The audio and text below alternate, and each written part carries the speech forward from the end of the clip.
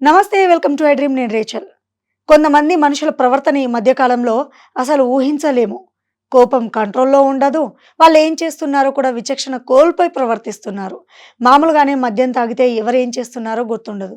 కానీ రాను రాను పరిస్థితి ఎంతగా దిగజారిపోతోందంటే మద్యం మత్తులో మనిషిని చంపేంత స్థాయికి వెళ్ళిపోతున్నారు. ఒక్క క్షణం కూడా ఆలోచించట్లేదు. ఈ కోపంలో లేదంటే ఈ మద్యం మత్తులో నేను ఈ ఘటనకు పాల్పడితే తర్వాత నా లైఫ్ ఏంటి అనేది ఎందుకు ఆలోచించలేకపోతున్నారు? లోపం ఎక్కడుంది? యెస్. ఇలాంటి విషయాలపై డిస్కస్ చేయడానికి ఇవాళ ఐ డ్రీమ్ స్టూడియోలో మనతో పాటు ఉన్నారు. Family counsellor, public and motivational speaker Rajin Rama గారు మనతో పాటు ఉన్నారు. వారితో మాట్లాడదాం. నమస్తే మేడం. నమస్తే. యాహ్! చాలామంది మనం చూస్తూ ఉంటాము నిత్యము. కొంతమంది ఈగోలకెళ్తూ ఉంటారు. నువ్వెంత అంటే నేనెంత అని గొడవలు దిగుతారు. కొందరేమో మద్యం తాగి మామూలుగా కొట్టుకోవడం, తన్నుకోవడం వరకు ఓకే. చంపేస్తున్నామని అంత తెలియదా? మరి మద్యం తాగిన వాళ్ళు ఎలా స్ట్రెయిట్‌గా ఇంటికెళ్ళిపోగలుగుతున్నారు? నాకదే అర్థం గాని పరిస్థితి. ఒక మనిషి ప్రాణాలు పోతున్నాయి అనంటే కొంచెం ఆలోచించొచ్చు గదా! ఆ తర్వాత వాళ్ళ లైఫ్ ఏంటి అని. మీరేం చెప్తారు మేడం? అసలు మనుషుల ప్రవర్తన ధోరణి, ఆలోచన శక్తి ఎక్కడికి వెళ్ళిపోతోందంటే? ఇదేదో చెప్పాను గదా! చదువుకోనంత వరకు కాకరకాయ అని, చదువుకున్న తర్వాత కీకరకాయ. అంటే సంస్కారము అడుక్కు తింటాం. మనం చదువుకున్నాము, పెద్దవాళ్ళమయ్యాము, సమాజంలో ఒక మంచి గుర్తింపు తెచ్చుకోవాలి, మంచిగా ఒక మంచి పనులు చేయాలి అనే సంస్కారం నేర్వాలి చదువుకున్న వాళ్ళు. అది లేదు. చదువుకున్న తర్వాత పొగరు, అహంకారము, గర్వం పెరిగిపోతున్నాయి. పెరిగిపోయి అబ్బా! మేము పెద్దవాళ్ళం అయిపోయాం, మాకు మీసాలొచ్చేసాయి, మేము అర్జెంటుగా సిగరెట్లు నేర్చుకోవాలి, మందు నేర్చుకోవాలి, వీటి వైపు వెళ్తున్నారు. మనం ఏం చదువుతున్నాం, చదువుకుంటున్నాము, చక్కగా మంచి జాబ్ చేసుకుందాము, లేదా బిజినెస్ చేసుకుందాము, మన లైఫ్‌ని చక్కగా ముందుకు తీసుకెళ్దాము, పెద్దవాళ్ళకి పేరు తెద్దాం, సమాజానికి పనికొచ్చే పని చేద్దాము, మమ్మల్ని మనం ఉద్ధరించుకుందాము. ఈ ఆలోచనలు ఈ యూత్‌లో ఎంతమందిలో ఉంది. అది అది అది లేకపోవడం వల్ల ఇలాంటి దారుణాలు జరుగుతున్నాయి. ఎందుకు అనంటే ఇప్పుడు ఇద్దరు ఫ్రెండ్స్ కలిసి వచ్చారు మూవీకి వైజాగ్‌లో. వచ్చినప్పుడు అక్కడ ఏదో జరిగింది. అక్కడ పార్కింగ్ ప్లేస్‌లో గొడవ జరిగింది. వాదన జరిగింది. జరిగినప్పుడు ఆటోమేటిక్‌గా మాట మాట ఇంకో కొంచెం అయితే కొట్టుకోవడం లాంటివి జరుగుతాయి. జరిగినప్పుడు 5:00 ఈవినింగ్ 5:00 నుంచి 9:00 వరకు మందు తాగారట. తర్వాత మూవీకెళ్లారు. మూవీ అయిన తర్వాత మేనేజ్‌మెంట్ వాళ్ళు గొడవ పెద్దదైనట్టుగా ఉంది, ఎక్కడ పట్టుకుని మనల్ని మళ్ళీ ఆపుతారో అని చెప్పి వీళ్ళు పారిపోయే ప్రయత్నం చేశారు. వీళ్ళు అనుకున్నట్టుగానే థియేటర్ మేనేజ్‌మెంట్ వాళ్ళు సెక్యూరిటీస్‌కి చెప్పారట, గేట్స్ క్లోజ్ చేయండి, వాడిని పట్టుకోవాలి. ఇప్పుడు వీళ్ళకి ఎవరికైనా ప్రెస్టీజ్ ఇష్యూ అనేది వచ్చేస్తుంది. మనం థియేటర్‌కి మూవీకొచ్చి మన స్టాఫ్ మీద ఇష్టం వచ్చినట్టు బిహేవ్ చేయడం, మాట్లాడడం ఇది వాళ్ళు సహించరు. కాబట్టి ఎవరో ఆపండి అని చెప్పి అన్నారు. అన్నప్పుడు ఆ సెక్యూరిటీ వాడు కొద్దిగా లేట్ చేశాడు. కొద్దిగా లేట్ అంటే మరి మెసేజ్ పాస్ ఆన్ అవ్వాలి కదా! అయ్యే లోపల వాడు గబగబా మూసేస్తున్నాడు. ఇంతలో ఈ డాక్టర్ ప్రియాంక అన్నతను అమ్మాయి, ఆ అమ్మాయి బాయ్ ఫ్రెండ్ మనీషా ఏదో సమ్ పేరు. ఇద్దరు కలిసి ఇద్దరు కూడా రేడియాలజిస్టు, తర్వాత డెర్మటాలజిస్ట్, వీళ్ళిద్దరు మెడికోస్. వీళ్ళిద్దరూ మూవీకొచ్చారు. వచ్చి టూ వీల్ మీద వెళ్తున్నారు. వీళ్ళ వెనకాల ఆ ఫ్రెండ్స్ ఎవరంటే అతని పేరు ఒక శాండ్రో సమ్ పేరు ఒక అబ్బాయిది. ఇంకో అబ్బాయి ఏదో పేరు. వాళ్ళిద్దరు ఫ్రెండ్స్. వాళ్ళిద్దరు గొడవ పడిన వాళ్ళనమాట. వెనక వస్తున్నారు.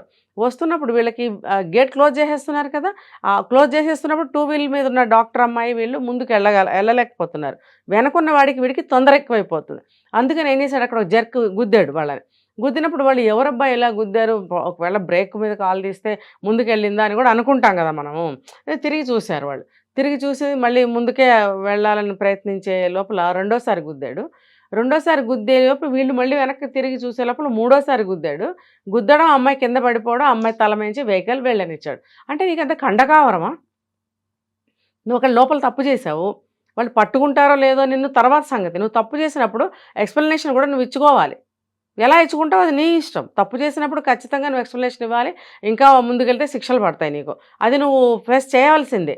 అది ఎక్కడ నువ్వు పారిపోతున్నావు? ఒక అమ్మాయిని గుద్దేసి వెళ్ళిపోవాలనే ప్రయత్నంలో పారిపోతున్నావు నువ్వు. ఇక్కడ ఇంకో నేరం చేయడానికి నువ్వు సిద్ధపడ్డావు. లోపల ఒక తప్పు చేసావు. ఇక్కడ ఇంకొక నేరం చేయడానికి సిద్ధపడ్డావు. చివరికి నువ్వు మర్డరే చేసావు.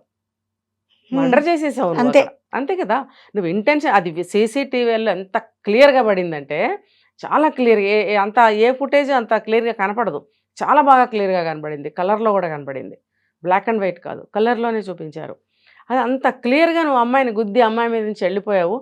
వెనక నుంచి ఒక 10 మంది సెక్యూరిటీ వాళ్ళు, రోడ్డు మీద వాళ్ళు అందరూ గ్యాదర్ అయిన లోపల కూడా వీడు వాళ్ళ మీద నుంచి పోనిచ్చి టర్న్ తీసుకుని ఎంత ఫాస్ట్గా వెళ్ళిపోయాడు. అంటే నువ్వు ఎంత దూరం వెళ్తావు, ఎంత దూరం వెళ్తావు ఎందుకు ఆలోచించట్లేదు కదా? నాకు అదే అర్థం కాదు.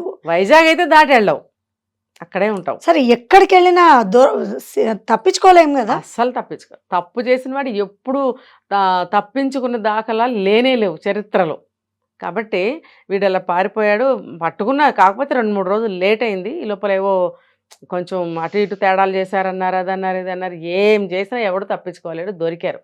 దొరికిన తర్వాత వాళ్ళని రిమాండ్కి పంపించారు అంటున్నారు. కానీ ఆ అమ్మాయి తరఫు పేరెంట్స్, బంధువులు ఏమంటున్నారంటే వాడి మీద పెట్టినటువంటి 2 సెక్షన్స్ ఏవైతే ఉన్నాయో అవి పనికొస్తాయా, అవి ఎటువంటి నిజమే. సెక్షన్స్ పెట్టారు మీరు, అవి కాదు. వీడి మీద పెట్టాల్సింది attempt to murder. Attempt to murder కాదు, అవును. మర్డర్ చేశాడు కావాలనే ఉద్దేశపూర్వకంగానే. ఉద్దేశపూర్వకంగానే. అరే నువ్వు ఒక గుద్దావు, అమ్మాయి కింద జారి పడిపోతుంటే ఆపాలి కదా. ఆపాలి కదా. నువ్వు ఆ అమ్మాయిని చంపాలని నువ్వు అనుకోకపోవచ్చు, నువ్వు వెళ్ళాలనే ధోరణిలో నువ్వు చంపావు ఆ అమ్మాయిని కదా. చంపావు కాబట్టి నువ్వు హంతకుడివి అయ్యావు. ఇద్దరు కూడా పక్క పక్కన కూర్చున్నారు, పైగా తాగారు కాబట్టి డ్రంక్ అండ్ డ్రైవ్ కింద వస్తుంది.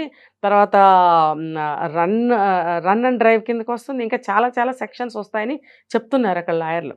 వీళ్ళకి మామూలు పనిష్మెంట్ సరిపోదు మేడం. సరిపోదు. ఇంకొకటి వీళ్ళకి ఏంటంటే పేరెంట్స్ సంపాదించినటువంటి డబ్బు పరపతి ఒళ్ళు బలుపుని తీసుకొచ్చింది. కండ కావరం అంటారు కదా, చెప్తారు పెద్దలు. కండ కావరం ఉన్నవాడిని కత్తికి ఒక కండ తీసి కాకులకి గద్దలకి వెయ్యాలి అని చెప్పేవారు. నిజమే చెప్పారు కదా? పెద్దల మాట చదివి. అంతే కదా. అంత కండ కావరం ఉన్న వాళ్ళని అదే చేయాలి. అంటే ఇప్పుడు పిల్లల్ని వాళ్ళు ప్రొటెక్ట్ చేస్తున్నారు. ఇప్పుడు వాళ్ళ పేరెంట్స్ ఫాదర్స్, ఒక అబ్బాయి ఫాదర్ ఏమో పాస్టర్ అట. బా. మరి ఒక పాస్టర్ కొడుకైనప్పుడు దయా ధర్మం నీతి గురించి ఎన్నో చెప్తారు కదా. బైబిల్లో రాసి ఉంటుంది. కదా? వాళ్ళ ఎవ్రీ సండే కలుస్తారు కంపల్సరీ. వాళ్ళు మాట్లాడే స్పీచ్లు ఇవే కదా చెప్తారు ఆ, కదా. మరి ఆ పిల్లలకి ఏం నేర్పుతున్నారు, బా. ఏం నేర్పుతున్నారు? మీరు ఇంట్లో కూడా నేర్పాలి కదా. మీ పిల్లల్ని కూడా ఎవ్రీ సండే తీసుకెళ్ళాలి కదా. నిన్ను వాళ్ళకి వలే నీ పొరుగు వారిని గౌరవించాలని ఉంటుంది. అసలు ఎన్ని చెప్తారో అసలు అన్ని ఎక్కడ వినం అనమాట. అన్ని మంచి మాటలు చెప్తారు. మరి పిల్లలు ఇలా ఎందుకు తయారవుతున్నారు? ఇంకొక అబ్బాయి పేరెంట్ కూడా ఏదో ఒక రాజకీయ పలుకుబడి ఉంది, ఏదో బిజినెస్లు అని చెప్పి వింటున్నాము.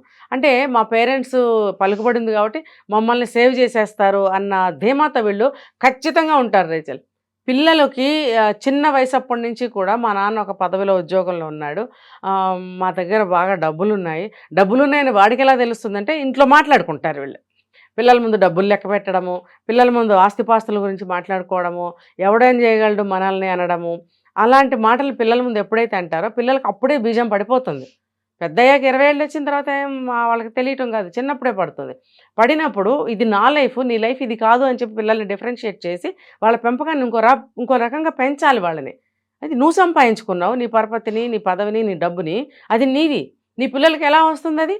నీ పిల్లలు ఏబీసీడీల దగ్గర నుంచి నేర్చుకుని డిగ్రీలు అయ్యో ఇంకోటయ్యో వాళ్ళ కాళ్ళ మీద వాళ్ళు నిలబడగలిగినప్పుడు నువ్వు ఆ స్టైల్లో నీ లైఫ్ని నడుపుకోవాలి రా అబ్బాయి అని ఎందుకు చెప్పట్లేదు? ఇప్పుడు మీరు అన్నట్టు తను ఒక ఫాదర్ అయ్యి ఉంటే 10 మందికి బుద్ధి చెప్పే బదులు ఇంట్లో వాళ్ళకి చెప్పడం ఇంపార్టెంట్ ఏమో అనిపిస్తోంది. చెప్పాలి, ఖచ్చితంగా చెప్పాలి. మనం బయట ఇప్పుడు ఇంట గెలిచి రచ్చ గెలవమన్నారు కదా. ఇంట్లో ఎప్పుడైతే మన మాట వింటారో మనం అర్హులము బయట చెప్పడానికి. ఇంట్లో మెమ్మెమ్మే అయినప్పుడు బయటకు వచ్చి సిగ్గు లేకుండా ఎలా చెప్తావు? మన ఇంట్లో మనం చెప్పగలిగినప్పుడు, ఇంట్లో వాళ్ళు మన మాట విని పద్ధతిగా ఉన్నప్పుడు మనకి ఎస్ నేను చెప్పదగిన వాడిని కాబట్టి నేను ఒక సర్టిఫైడ్ అనమాట, నేను బయటకు వచ్చి చెప్పగలను. ఇప్పుడు ఈ అనేది అబ్బాయి ఉంటుంది. క్షమించరాని నేరం చాలా చేసినట్టే. ఒకవేళ ఈ అబ్బాయిని చంపేయాలి అని అందరూ డిసైడ్ చేస్తే అంటున్నారు. ఆ ఇట్లాంటివి రాకూడదు కదా. ఉమ్. Yes, repeat. సో ఇలాంటి వాళ్ళకి ఈ మధ్య కాలంలో చట్టాల్లో మార్పులు తేవాల్సిన అవసరం ఉంది. ఒకళ్ళకి ఏమన్నా కఠినంగా శిక్ష పడితే దాన్ని చూసైనా మిగతా వాళ్ళు మారతారేమో, అవును, ఎందుకు సవరించరు అని నాకు అవును. అనిపిస్తోంది. ఇక్కడ అమ్మాయి తరపు బంధువులు, తల్లిదండ్రులు ఏమని బాధపడుతున్నారంటే వాళ్ళ వాళ్ళ వంశం అంతట్లోకి మొదటి డాక్టర్ అట అమ్మాయి బా, ఎంత కష్టపడి కదా. చదువుంటది. వాళ్ళు చేనేత పనులు చేసుకునే వాళ్ళట. మా కుటుంబంలో అందరూ చేనేత పనుల్లోనే ఉన్నాము. మా అమ్మాయి డాక్టర్ అవ్వబోతుందంటే యావత్ బంధుజనం మేము గర్వంగా ఎదురు చూస్తున్నాం ఆమె డాక్టర్ ఎప్పుడై వస్తుందా అని. మా కలని ఇలా తుంచేశాడు వాడు ఎవడు దుష్టుడు. ఎట్నుంచి వచ్చి మా అమ్మాయిని పొట్టన పెట్టుకున్నాడని పాపం హృదయ విదారకంగా బాధపడుతున్నారు, ఏడుస్తున్నారు. ఇప్పుడు వాళ్ళకి ఏం న్యాయం చేస్తే పాప తిరిగొస్తుంది? వాళ్ళ కలలు నిలబడతాయి. వీడు కలలు నిలబెట్టగలడా? లేకపోతే సృష్టిస్తాడా? ఇంకొక అమ్మాయిని మళ్ళీ సృష్టించగలడా? ఏమైనా సమాధానం అడగాలి, వాడిని అడగాలి. వాడిని నుంచోబెట్టి, "ఏరా అబ్బాయి నా కూతుర్ని తీసుకురా. నువ్వు ఒళ్ళు బలిసి పొగరబట్టి బండి పోనిచ్చావు కదా, నా కూతుర్ని తీసుకురా." బాగా చెప్పారు. తీసుకురావాలి. పనిష్మెంట్ కొడితేనో, రిమాండ్‌కి పంపిస్తేనో, ఇంకోటి చేస్తేనో మా బిడ్డ తిరిగి రాదు. మా మా కూలిపోయిన ఆశలు నిలబడవు. ఎంత కష్టపడితే ఆ స్థాయికి ఆ పిల్లని తీసుకొచ్చుంటారు కదా! మరి తీసుకురాగలడా? ఇట్లాంటి వాళ్ళకి బెయిల్ కూడా ఇవ్వకుండా ఇది కఠినంగా నాన్ రూల్స్ బెయిలబులే మార్చాలి. చేయాలండి. నాన్ బెయిలబుల్ వారెంట్ ఇవ్వాలి. రిమాండ్‌కి పంపించడం, బెయిల్ తీసుకోవడం పరపతి ఉంది కదా! బెయిల్ తీసుకోవడం ఎందుకు? తప్పు చేసినప్పుడు ఇప్పుడు నీ భార్య కూర సరిగ్గా వండకపోతేనే తిడతావే. హ్మ్. కొడుకు ఇంత పెద్ద తప్పు పని చేస్తే నువ్వెందుకు క్షమిస్తున్నావు? బా! ఎందుకు క్షమిస్తున్నావు? కాబట్టి ఈ అబ్బాయికి బెయిల్ ఇప్పించే ప్రయత్నం తండ్రులు చేయొద్దని చెప్తున్నా నేను. వాళ్ళు గనక ఈ వీడియో చూస్తే దయచేసి, నేను కూడా ఒక తల్లినే, మీరు తండ్రులు, వాళ్ళకి మీ పిల్లలకి మీరు తండ్రులు అయినప్పుడు మీ పిల్లల్ని ఇప్పటికైనా సరే దారిలో పెట్టుకోవాలి అని అనుకుంటే మీరు బెయిల్‌కి ప్రయత్నించకండి. వాళ్ళ ఆహ్! తప్పు వాళ్ళు తెలుసుకొని కుమిలిపోవాలి పశ్చాత్తాపంతో. మళ్ళీ జీవితంలో తప్పు చేయకూడదంటే మీ సపోర్ట్ ఇవ్వకండి ఇక్కడ. ఇవ్వద్దస్సలు. అదే కనీసం చేస్తున్న తప్పు. ఇది చూసైనా మిగతా వాళ్ళు మారతారు. ఖచ్చితంగా. తల్లిదండ్రులు ఎప్పుడైతే వెధవ పనులు చేసేటప్పుడు సపోర్ట్ ఇస్తారో, ఆ పిల్లలు మారతారని మాత్రం ఎప్పుడు కల కనకండి. రెండోసారి ఖచ్చితంగా వాడు మళ్ళీ తప్పు చేస్తాడు. వాడు మీ సహాయం ఉంటుంది అనే భరోసాతోనే ముందుకెళ్ళి తప్పు చేస్తాడు. కాబట్టి మీరు ఎప్పుడూ కూడా పిల్లలకి సపోర్ట్ ఇవ్వకండి. ఇలాంటి సమయాల్లో బెయిల్స్ కూడా ఇవ్వద్దు వాళ్ళకి. ఇచ్చే ప్రయత్నం చేయకండి. వాడు ఎలా బయటకొస్తాడో, అక్కడ ఎలా నిరూపించుకుంటాడో నేను తప్పు చేయలేదని, కోర్టు వాళ్ళు నిర్ణయించి శిక్ష ఏది వేస్తే దానికి తల వంచి శిక్ష అనుభవించనివ్వండి. వాళ్ళ జీవితానికి ఇదొక పాఠం, కర్మ సిద్ధాంతం. శిక్ష పడకుండా మార్పొస్తుంది అని ఆశించడము నిజంగా మూర్ఖత్వమే ఏమో. మీరు ఆలోచించండి. ఎంత తప్పు చేస్తే దానికి తగ్గ శిక్ష ఉంటుంది అని తెలిస్తే ఇంకోసారి ఆ తప్పు చేస్తామా? మీరేమంటారు? కింద కామెంట్ రూపంలో తెలియపరచండి. Thank you so much ma'am. Valuable information మాతో షేర్ చేసుకోవడమే కాకుండా మీ సజెషన్ని మాకు తెలియపరిచారు. Thank you. Thank you.